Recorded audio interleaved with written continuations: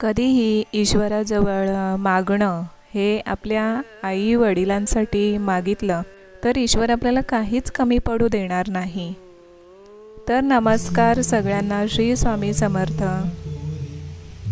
सकाळी उठल्यावर हे मनाचे श्लोक ऐकले की मन अगदी शांत होऊन जातं आणि मग आपण माणूस म्हणून आपला जन्म कशासाठी आहे नक्की हे आपल्याला नक्कीच समजतं आणि त्याच्यामुळे मनाचे श्लोक आपण अधूनमधून ऐकलेच पाहिजेत।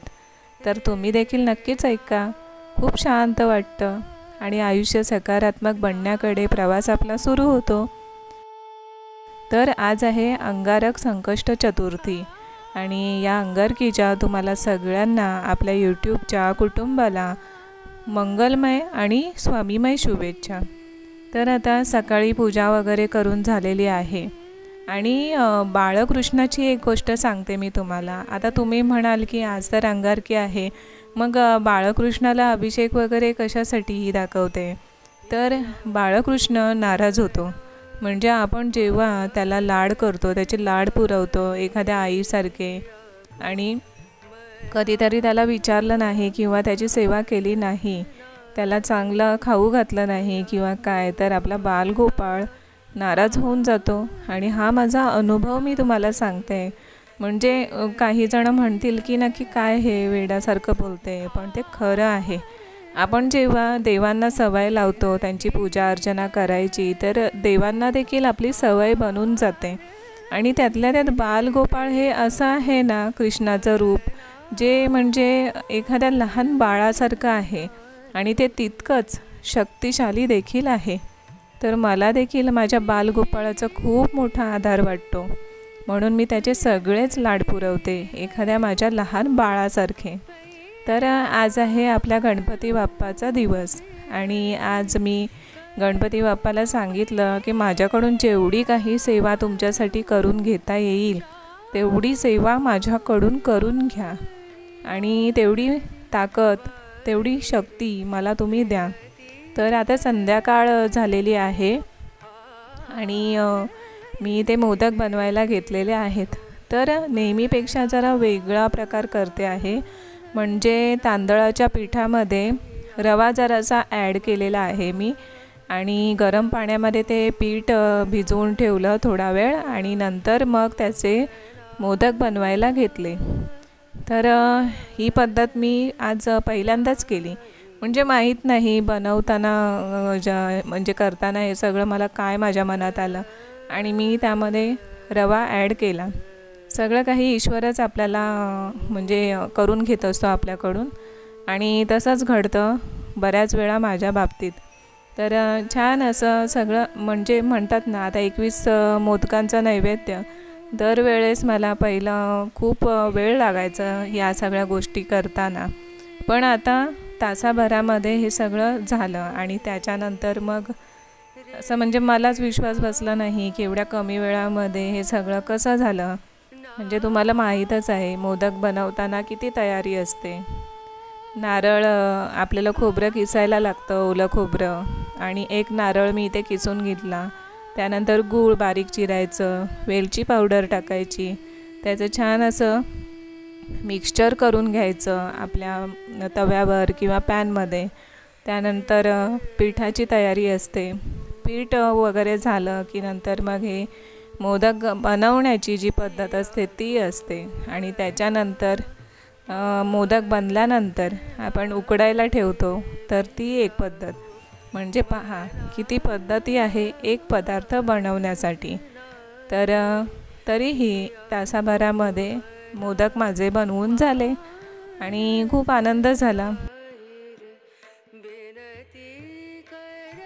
तर आधी मोदक बनवण्याच्या आधी जेव्हा मी पूजा केली होती आपल्या देवाऱ्याची, आपल्या गणपती बाप्पाची, स्वामींची, सगळ्या ईश्वरांची, तर त्यावेळेस मी खडी साखरेचं नैवेद्य दाखवलेलं होतं आणि खडी साखर आपल्या स्वामींना अत्यंत प्रिय आहे, त्याच्यामुळे मी नेहमीच खडी साखरेचं नैवेद्य दाखवते। म्हणजे आपल्याला बाकीचं काही नाही जमलं नैवेद्य दाखवायला तर निदान गोड म्हणून एक खडी साखरेचा नैवेद्य तरी आपण दाखवू शकतो।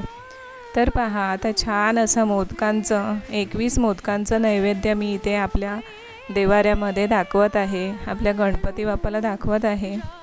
तर त्यांनीच आज माझ्याकडून सगळं काही करून घेतलेलं आहे। बऱ्याच सेवा देखील मी केलेल्या आहेत, म्हणजे पठण, श्रवण, वाचन। तर ते मी काय केलं होतं, सेवा कोणत्या केल्या होत्या, तर ते देखील मी तुम्हाला पुढे सांगेनच। नित्यसेवा देखील केली आपल्या स्वामींची आणि दिवस कसा सार्थकी लागल्यासारखं वाटतं अशा काही सेवा आपल्याकडून घडल्या तर, म्हणजे त्या दिवसाला एवढा महत्त्व प्राप्त होतं ना आपल्या या अशा पूजेमुळे, तर ते आपण सांगू देखील शकत नाही। तर ही अंगारक संकष्ट चतुर्थी म्हणजे एक असा दिवस असतो जो खूपच पुण्याचा आणि मंगलमय दिवस असतो। म्हणजे कुठल्याही संकष्टीचं तुम्ही व्रत केलं नाही, पूजा अर्चना केल्या नाहीत ज्या वर्षभर येतात त्या, आणि जर अंगारकीचं केलं तर मग त्या संकष्टींचं बाकीचं जे फळ असतं ते या एका दिवशी मिळतं। त्याच्यामुळे शक्यतो अंगारकी संकष्ट चतुर्थीची पूजा अर्चना व्रत वैकल्य आपण नक्कीच करायचं। आणि माझ्याकडून सगळं काही व्यवस्थित असं घडलं। रात्री चंद्रोदय होतं 10:19 तर त्याच्यानंतरच आम्ही जेवलो आणि असं वाटलं की खऱ्या अर्थाने आता कुठे, म्हणजे आजचा दिवस खूप छान असा गेलेला आहे। म्हणजे विधिवत जे काही असतं ते सगळं काही झालेलं आहे। तर सेवेचंही ते दाखवते तुम्हाला। सुरुवात केली स्वामींच्या आपल्या स्तवनाने आणि त्याच्यानंतर संध्याकाळच्या आरत्या आपल्या गणपती बाप्पाची, स्वामींची, दत्तात्रेयांची, नारायणांची, गायत्री मातेची आणि शंकराची आरती जी असते ती फक्त मी सोमवारचीच बोलते, कारण ते तसं लिहिलेलंच आहे पुस्तकामध्ये। आणि स्वामींच्या इथे 2 आरत्या आहेत, नंतर दुर्गादेवीची आरती आहे आणि गणपतीची आजची सेवा मी केलेली आहे। तर गणपती अथर्व शीर्ष मी म्हटलेलं आहे, ते कसं म्हटलं आहे तर ते या पुस्तकामध्ये तुम्हाला दिसेलच। म्हणजे अथर्व शीर्ष बोलून झाल्यानंतर फलश्रुती आणि शांती मंत्र देखील मी म्हटलेला आहे।